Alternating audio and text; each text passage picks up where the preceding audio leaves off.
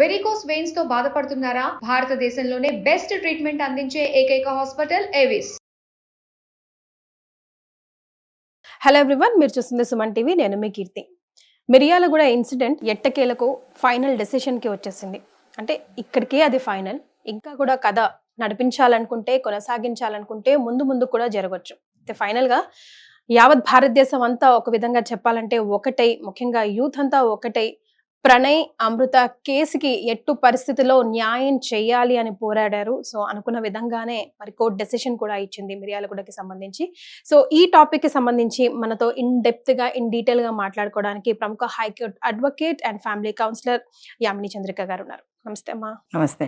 2018లో చోటు చేసుకున్న ఈ అమృత అండ్ ప్రణయ్ కేసు నిజంగా ప్రతి ఇంట్లోకి వెళ్ళిందనే చెప్పాలి. అంటే ఇలాంటి పరుహత్య కేసులు ఇంకా రాలేదా అంటే చాలానే వచ్చాయి, కానీ సంహౌ ఈ కేసుని చాలా ఓన్ చేసుకున్నారు ప్రతి ఒక్కరు కూడా. అండ్ చెప్పాలంటే అనకూడదు కానీ ఒక సినిమాటిక్ లెవెల్లోనే వెళ్ళింది కూడా, అంత ప్లాన్డ్ గా. అలా అంటే మిట్ట మధ్యాహ్నం హాస్పిటల్ ముందు ఒక ఈజీగా ఒక 30-40 మంది అయితే చుట్టుపక్కల ఉండొచ్చు. అలా తను రావడం, చంపేయడం, తండ్రి వల్లే ఇదంతా జరిగిందని తను అనుకోవడం, అమృత తను కూడా గట్టిగా నిలబడడం, ఫైట్ చేయడం, ఆయన చనిపోవడం, ఈ రోజు మళ్ళీ A2 కేసులో ఉన్న అతనికి సెంటెన్స్ టు డెత్ అండ్ మిగతా వాళ్ళకి లైఫ్ టైం ఇంప్రిజన్మెంట్ రావడం, ఇదంతా మనం చూస్తున్నాం కదా. యాజ్ అన్ అడ్వకేట్ గా అమ్మ, మీరు ఈ కేసుని ఎలా చూస్తున్నారు? లైక్ ఒక పేరెంట్ గా, ఒక తల్లిగా you will see this case, and ఒక అడ్వకేట్ గా మీరు రెండు వైపులా కూడా ఆలోచించి ఈ నిర్ణయాన్ని మీరు సపోర్ట్ చేస్తున్నారా, ఏం చేస్తున్నారు, ఎలా చూస్తున్నారు case? First as a mother are as a human గా నేను మాట్లాడతాను. After that as an advocate గా నేను చెప్తాను. ఒక మదర్ పొజిషన్ లో మీరు ఉన్నప్పుడు తల్లి ప్రణయ్కి తల్లి పొజిషన్ నుంచి కూడా మీరు ఆలోచించాలి, అమృతకి తల్లి పొజిషన్ లో నుంచి కూడా మీరు ఆలోచించాలి. ఎందుకంటే ఈ తల్లి తన కొడుకుని కోల్పోయింది కదా, తను అనుకుంటది ఏంటి నా కొడుకు చేసిన పాపం అని. అది బాధాకరమే. ఎవరి బిడ్డలైనా బిడ్డలే కదా. ఒక కొడుకుని పోగొట్టుకోవటం, అందులో అన్ని సంవత్సరాలు పెంచి పోషించి చేతికి అందొస్తాడు అనుకున్న కొడుకు. అంటే ఫైనాన్షియల్ అని నేను ఎప్పుడు పిల్లల విషయంలో మాట్లాడాను, కానీ ఏంటి అంటే మనకు ఒక మోరల్ సపోర్ట్. ఇప్పుడు ఒక వయసు వచ్చిన తర్వాత పిల్లల మీద పేరెంట్స్ మోస్ట్లీ మోరల్ సపోర్ట్ కోసమే డిపెండ్ అయి ఉంటారు. మోరల్ సపోర్ట్ గా ఉంటారు. పిల్లాడు మనకు తోడుంటాడు చివరి దాకా. మనకు తలకొరివి పెట్టాల్సిన పిల్లాడికి మనం పెట్టడం అనేది చాలా చాలా ప్రపంచంలోనే అత్యంత బాధాకరమైన విషయం అని నేను అంటాను యాజ్ ఏ పేరెంట్ గా.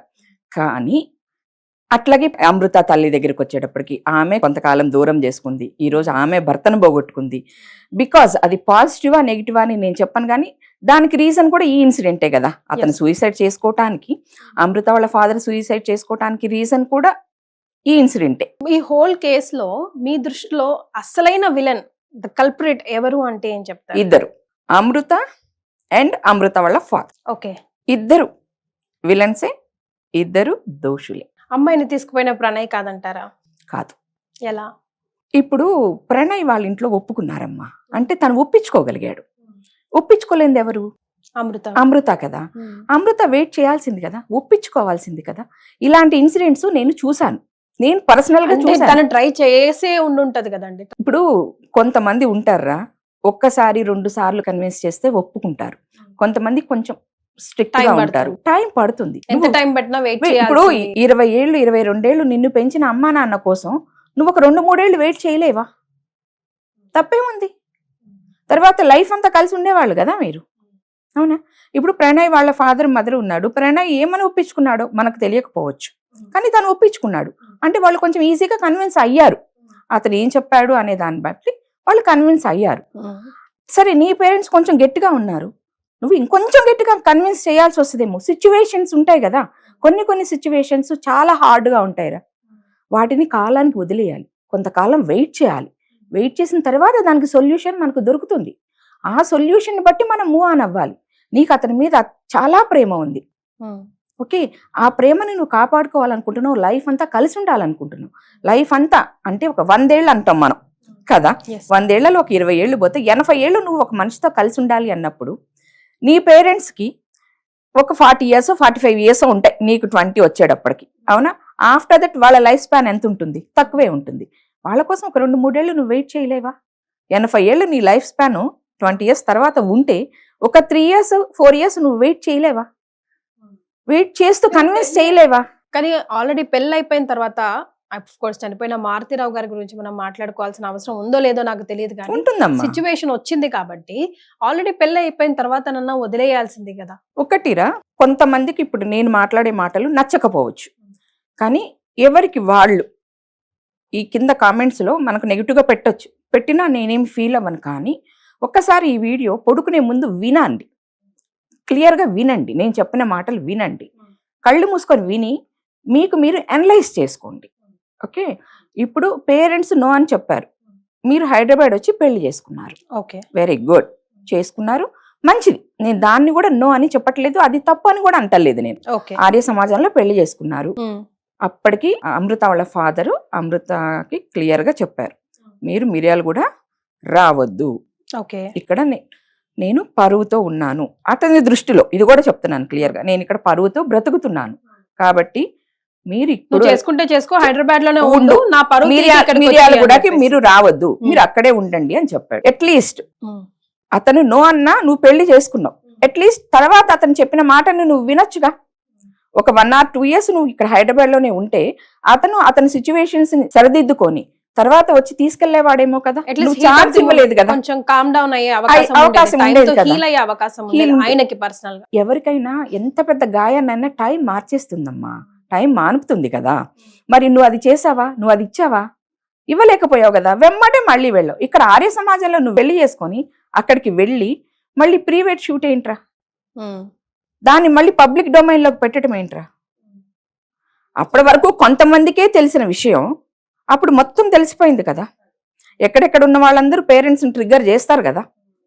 కొంతమంది ఆ ట్రిగ్గర్ని పిల్లల మీద ఉన్న ప్రేమ ఎక్కువగా ఉంటుంది కాబట్టి ఆ ట్రిగ్గర్ని పట్టించుకోరు. నా పిల్లలే నాకు ఇంపార్టెంట్ అనుకుంటారు పేరెంట్స్. కొంతమంది తట్టుకోలేరు, అది వాళ్ళ మానసిక స్థితిని బట్టి ఉంటుంది. అవును కదా. అలాంటప్పుడు వచ్చావు, ప్రీవేట్ షూట్ చేసావు, దాన్ని పబ్లిక్ డొమైన్లోకి వదిలేసావు. నెక్స్ట్ పెళ్లి చేసుకున్నావు, గ్రాండ్ గా మళ్ళీ పెళ్లి చేసుకొని మళ్ళీ రిసెప్షన్ ఇచ్చావు. అంటే ప్రతిసారి తండ్రిని ట్రిగ్గర్ చేస్తూ ఉంది అంటారు. ప్రతిసారి అంటలేదు, ఆ టైంకి అది కరెక్ట్ కాదు అంటున్నా. అట్లీస్ట్ హీల్ అవ్వడానికి అవకాశం ఇచ్చి ఉండాలి. హీల్ అవ్వడానికి కొంచెం అవకాశం ఒక 1 or 2 years తర్వాత ఏమో అతనే తీసుకువెళ్ళి అక్కడ ఇచ్చేసేవాడేమో, అతనే రిసెప్షన్ ఇచ్చేవాడేమో. ఇలాంటివి మనం చాలా చూస్తాం రా సొసైటీలో. ఎగ్జాక్ట్లీ ఈ రోజు ఇది జరిగింది కాబట్టి మనందరం ఇలాంటివి ఎన్ని ఎవరు మన ఫ్యామిలీస్ లోనే ఉంటాయి. నా ఫ్యామిలీస్ లో కొన్ని ఉంటాయి, మీ ఫ్యామిలీస్ లో కొన్ని ఉంటాయి. ఉండకుండా అయితే ఈ రోజుల్లో inter caste marriages, inter religious marriages జరగకుండా ఎక్కడ ఉంటున్నాయి అమ్మా? ఉంటున్నాయి కదా. ఉన్నోళ్ళందరూ చంపేసుకుంటున్నారా? మరి లేదు కదా. ఎందుకు అంటే పిల్లలు సహనం వహిస్తున్నారు, పేరెంట్స్ కామ్ డౌన్ అవుతున్నారు. ఆ టైంకి time being they are behaving like that. Okay, ఇక్కడ టైం బీయింగ్ వీళ్ళు బిహేవ్ చేయలేదు. వీళ్ళు ఆయన్ని ట్రిగ్గర్ చేశారు, ఆయన సహనం వహించకుండా వీళ్ళ మీద కక్ష తీర్చుకున్నాడు. ఇద్దరిది తప్పే. అందుకని ఫస్టే చెప్పాను, అమృతది, అమృత వాళ్ళ తండ్రిది, ఇద్దరిది తప్పే. ఇక్కడ ఇద్దరు విలన్సే. ఈ ఇన్సిడెంట్ లో బాగా నష్టపోయింది ఎవరు అంటే ప్రణయ్ వాళ్ళ పేరెంట్స్, ప్రణయ్ వాళ్ళ ఫ్యామిలీ, వాళ్ళ బ్రదర్ అవ్వనివ్వండి, వాళ్ళ అమ్మ నాన్న అవ్వనివ్వండి. నేను నా సమాధి దగ్గర కూర్చొని ఏడుస్తుంటే ఎంత బాధేసింది. యాజ్ ఏ మదర్గా నాకు ఇప్పటికి కూడా కొంచెం బాధ అనిపిస్తుంది. అది చూస్తే నాకు కూడా ఇప్పుడు టీయర్స్ ఫామ్ అవుతున్నాయి. అంటే మనం ఆ ప్లేస్కి వెళ్తే మనకు తెలుస్తుంది ఆ పెయిన్ ఎలా ఉంది అని. కరెక్ట్. మీరు వాళ్ళ family members, extended family members తో కూడా కొంచెం టచ్ లో ఉన్నారని. ఎస్, ఆ అమ్మాయి సైడ్ ఉన్న ఎక్స్టెండెడ్ ఫ్యామిలీ మెంబర్స్ ఒకళ్ళు నా ఫ్రెండ్ అమ్మ. ఓకే, వాళ్ళు నాకు చెప్పారు. తను కూడా లా చదివాడు ఆ అబ్బాయి. తను నాకు చెప్పాడు అనమాట, మేడం జరిగింది ఇది. అతను క్లియర్ గానే చెప్పాడు, సరే నువ్వు పెళ్లి చేసుకున్నావు, నువ్వు హైదరాబాద్ నుంచి మిర్యాలగూడకి ఇప్పుడల్లా రాకు, కొంచెం ఇక్కడ సర్దు మణగనివ్వు, మన చుట్టాల తాకిడిని కొంచెం సర్దు మణగనివ్వు, తర్వాత మీరు రండి అని ఆయన క్లియర్ గా చెప్పాడు. చెప్పినా వాళ్ళు వినకుండా చేశారు మేడం. దానివల్ల చుట్టాలు పదే పదే, ఇప్పుడు కొంతమంది చూడమ్మా, మనకు ఒక సామెత ఉంటది చూడు, భుజం మీద మేకని వేసుకెళ్తా ఉంటే అది మేక కదరా కుక్క అని 10 మంది అంటే వాడు కూడా మోసుకెళ్లేవాడు కూడా అది కుక్కనే అనుకుంటాడు. సేమ్ కదా. 10 మంది మనల్ని ట్రిగ్గర్ చేస్తా ఉంటే ఒకసారి చెప్తే ఒకసారైనా మనం ట్రిగ్గర్ అవుతాము. మనం after all we're human beings, మనకు ఫీలింగ్స్ ఉంటాయి, ట్రిగ్గర్ పాయింట్స్ ఉంటాయి. కాదనేది ఎవరు? ఓకే, సో ఈ కేసు ఇప్పుడు జడ్జిమెంట్ అయితే వచ్చేసింది ఎట్టకేలకు. ఇక్కడ ప్రణయ్ తన ప్రాణాలు కోల్పోయాడు, ఫ్యామిలీ మెంబర్స్ అబ్బాయిని కోల్పోయారు, అండ్ ఇకపోతే ఇన్ని రోజుల అమృత కూడా అగమ్య గోచరమే కదండి. ఇప్పుడైతే తన లైఫ్ ఎట్టకేలకు వాళ్ళ మమ్మీ దగ్గరికి ఇప్పుడు ఇంకా 2 years అయిందిలే వాళ్ళ మమ్మీ దగ్గరికి వచ్చి. ఆయన చనిపోయిన తర్వాత నుంచి వాళ్ళ మమ్మీతోనే ఉంటుంది. మారుతిరావు గారు చనిపోయింది తను సపోర్టివ్ గానే ఉంటున్నారు. ఇద్దరు సపోర్ట్. ఇప్పుడు ఆ మారుతిరావు గారి ప్రాపర్టీ అంతా ఆ అమ్మాయిదే కదమ్మా, అదే కదా, ఒకతే కూతురు కదా. ఇప్పుడు వాళ్ళ సిస్టర్ ఏమంటున్నారు, ఎవరు మారుతిరావు వాళ్ళ బ్రదర్ వాళ్ళ కూతురు ఏమంటున్నారు చెప్తా ఉంది కదా, అమృత వల్లే మా నాన్న యావజ్జీవ పట్టింది. ఇప్పుడు ఆ అమ్మాయి వాళ్ళ ఫ్యామిలీ కూడా బయటకు వచ్చినట్లే కదా. ఇప్పుడు అమృత వాళ్ళ ఫాదర్ చనిపోతే వాళ్ళ అమ్మకి దూరం అయ్యాడు, వాళ్ళ బాబాయ్ జైలుకి వెళ్ళి వాళ్ళ పిన్నికి దూరం అయ్యాడు. ఇప్పుడు టోటల్ గా ఎన్ని ఫ్యామిలీస్ సఫర్ అయ్యాయి. ప్రేమించుకోవడానికి ఇద్దరు సరిపోతారా? పెళ్లికి 2 కుటుంబాలు ఖచ్చితంగా కావాలి. దానికోసం ప్రేమించుకున్న వాళ్ళు కాస్త ఓర్పు, సహనం, సమయస్ఫూర్తిని ప్రదర్శించగలగాలి. నిజంగానే ఆ ప్రేమకి విలువ ఉంటే, అది నిజంగానే ఆ రెస్పాన్సిబిలిటీ అబ్బాయి కానీ అమ్మాయి కానీ తీసుకుంటే, అసలు ఆ ప్రేమకి దమ్ము ఉంటే కొంచెం ఫ్యామిలీస్ ని నిజంగా కన్విన్స్ చేసుకోవాలండి. ఈ రోజుల్లో జరిగేది జరుగుతుందమ్మా, జరుగుతుందిరా. నేను మా ఫ్యామిలీస్ లోనే కొంతమందిని చూసానమ్మా, ఇలాంటి ఇన్సిడెంట్సే, సేమ్ ఇన్సిడెంట్సే. తను 4 to 5 years వెయిట్ చేసింది, ఫైట్ చేసింది ఇంట్లో వాళ్ళతో, ఫైట్ చేసి ఫైనల్ గా తను ఎవరినైతే ఇష్టపడిందో అతన్నే పెళ్లి చేసుకుంది. కొంచెం రెస్పాన్సిబుల్ గా ఉంటారమ్మా ఫ్యామిలీ. పేరెంట్స్ కి మీరు విలువ ఇవ్వకపోతే రేపు మీ పిల్లలు మీకేం విలువ ఇస్తారు? మీరు ఏం విలువలు నేర్పిస్తారు? మీరు మీ పేరెంట్స్ కి విలువ ఇవ్వాలి, మీ పేరెంట్స్ మీరు చూసుకోవాలి. అప్పుడే కదా మీ విలువలు కానీ మీ బాధ్యతలు మీ పిల్లలు తీసుకుంటారు. అందరూ ఆ ఏజ్కి వెళ్లాల్సిన వాళ్ళమే కదా, అందరూ ఆ ఫేస్ దాటాల్సిన వాళ్ళమే కదా, మరి ఇంకేంటి? సో ఇప్పుడు వచ్చిన జడ్జ్మెంట్ ఫైనల్ జడ్జ్మెంట్ కాకపోవచ్చు, మళ్ళీ కూడా ఎక్స్టెండెడ్ జడ్జ్మెంట్స్ రావచ్చు. సో దాని గురించి నాట్ ఓన్లీ ఇక్కడ ఈ కేసు అనే కాదమ్మా, ఏ కేసు అయినా సరే లోయర్ కోర్టులో ఇచ్చిన జడ్జిమెంట్స్ ఏవైనా సరే మనం హైకోర్టులో ఫైల్ చేసుకోవచ్చు, హైకోర్టులో ఫైట్ చేయొచ్చు. హైకోర్టులో కూడా వీళ్ళకి సేమ్ తీర్పు కనుక వచ్చినట్లయితే వాళ్ళు సుప్రీంకోర్టుకు కూడా వెళ్ళొచ్చు. సుప్రీంకోర్టులో మళ్ళీ ఇదే తీర్పు వస్తే అది ఫైనల్ కిందకి డిసైడ్ అవుతుంది. కానీ అప్పటికి ఇప్పుడు A2కి మరణదండన వేశారు. ఓకే, అది అక్కడికి వెళ్ళేటప్పటికి సుప్రీంకోర్టు నుంచి మళ్ళీ రాష్ట్రపతికి క్షమాభిక్షకి వెళ్తుంది. అప్పుడు ఆయన క్షమాభిక్ష ఇస్తే అతను మళ్ళీ వెనక్కి వస్తాడు, లేదు అంటే అప్పుడు ఆ జడ్జిమెంట్ ఫైనల్ అవుతుంది. సో ఇప్పుడు ఇది ఎంతవరకు స్ట్రాంగ్ ఉందండి? ఇది ఫైనల్ అవ్వే అవకాశం ఉందా? నెక్స్ట్ లెవెల్ కి వెళ్ళే అవకాశం ఉందా? ఎలా చూస్తున్నారు మీరు? అది వాదించే లాయర్ని బట్టి ఉంటుంది ఏదైనా సరే. ఇప్పుడు ఈ మధ్య కాలంలో మనం ఒక చిన్న ఇన్సిడెంట్ చూసాము. కేరళను తమిళనాడులో అమ్మాయి రష్మిక అనే అమ్మాయి రాజు అనే అతన్ని లవర్ని విషం ఇచ్చి చంపేసింది. అతని పార్ట్స్ ఇదైపోయి చనిపోయాడు. చనిపోయినప్పుడు మనకు ఈ కేరళ కోర్టు, లోయర్ కోర్టు ఆ అమ్మాయికు మరణదండన విధించింది. దాన్ని వాళ్ళ లాయరు హైకోర్టులో ఇచ్చేస్తే దాన్ని స్టాప్ చేసింది హైకోర్టు. ఓకే, అలాగా దీన్ని ఎప్పుడైనా మళ్ళీ ఇంకో ట్విస్ట్ రావచ్చు, మళ్ళీ మనం డిస్కషన్ పెట్టుకోవచ్చు కూడా. ఓకే, ఇదైతే ఫైనల్ అని నేను అనట్లేదు తల్లి, ఇది ఫైనల్ కూడా అవ్వదు. ఎందుకంటే తప్పకుండా ఎవరు ఎట్లా ఉన్నా సరే ఆ A6 వాళ్ళ బాబాయ్ ఉన్నాడు కదా శ్రవణ్, ఆయన మాత్రం వాళ్ళైతే వెళ్తారమ్మా హైకోర్టుకి. ఆయనకి లైఫ్ పడింది కదా, వాళ్ళు ఏమి చిన్న ఫ్యామిలీస్ ఏమి కాదు కదా, వాళ్ళు డెఫినెట్ గా ఫైట్ చేస్తారు. ఎందుకంటే ఆయనకి అసలు తెలుసు అంతే, ఆయన ఏం డైరెక్ట్ గా కానీ ఇండైరెక్ట్ గా కానీ దీనిలో ఇన్వాల్వ్ అయ్యి లేడు, చెయ్యలేదు. అతనికి తెలుసు అనే దాని మీద అతన్ని పెట్టారు. ఓకే, కాబట్టి మరి ఇక్కడ వరకు ప్రూవ్ చేసుకోకుండా ఎందుకున్నాడండి ఇక్కడ కోర్టుకి? అంటే ఇక్కడ రంగనాథ్ గారు, ఇప్పుడు మనకు ఈ హైడ్రా ఎవరైతే కమిషనర్ ఉందో ఆయన అప్పుడు అక్కడ SP, ఆయన పకడ్బందీగా రాశారు. ఛార్జ్ షీట్ ఏదైతే ఉందో పకడ్బందీగా రాసి కోర్టుకి సబ్మిట్ చేశారు. ఇదే ఛార్జ్ షీట్ పైకి వెళ్ళి లాయర్లు కనుక ఆ ఛార్జ్ షీట్ని బేస్ చేసుకుని వాదిస్తే ఎలాంటి మార్పు ఉండదురా పనిష్మెంట్లో, హైకోర్టులో కూడా. ఆర్ఎల్స్ మార్పులు ఉంటాయి. రైట్. సో ఓవరాల్ గా ఈ కేసు గురించి ఒక జిస్ట్ చెప్పాల్సి వస్తే, దీని ద్వారా మనం అంతా నేర్చుకోవాల్సింది ఏంటి అని చెప్పుకోవాల్సి వస్తే ఏం చెప్తారు? పెళ్లికి 2 ఫ్యామిలీస్ కావాలి, అండ్ ఓర్పు, సహనం, సమయస్ఫూర్తి, టైం బీయింగ్ వెళ్ళటం, ఇవి ఖచ్చితంగా ప్రేమించుకున్న వాళ్ళు పెళ్లి చేసుకోవటానికి వెళ్ళే ముందు ఫాలో అవ్వాల్సినవి, పాటించాల్సిన విషయాలు. మీ పేరెంట్స్కి మీరు రెస్పెక్ట్ ఇవ్వండి. ఈ రోజు కాకపోతే రేపైన వాళ్ళు మీ మాట ఖచ్చితంగా వింటారు. వినలేదు అంటే అప్పుడు చూద్దాం. ఓవర్ ద పీరియడ్ హరీబరీగా డెసిషన్స్ తీసుకోకండి. ఇన్ కేసు మీరు తీసుకున్న పేరెంట్స్ని ట్రిగ్గర్ చేయకండి. దానివల్ల అంతే impact- కదండి. ఇప్పుడు మారుతిరావు గారు కూడా ఆ డెసిషన్ తీసుకున్నారంటే ఈ రోజు నైట్ నిద్రపోయి పొద్దున్న లేచి కత్తిలు తీసుకొని గుండాలు తీసుకొని పొడి చేయండి హోమ్ అది ఆవేశం మీద వెళ్ళిపోతుందిరా, అది ఆవేశం మీద వెళ్తుంది, అది గ్రూప్ హత్య కిందకి వెళ్తుంది. దానికి ఇంత సివియర్ పనిష్మెంట్స్ ఉండవు లాలో.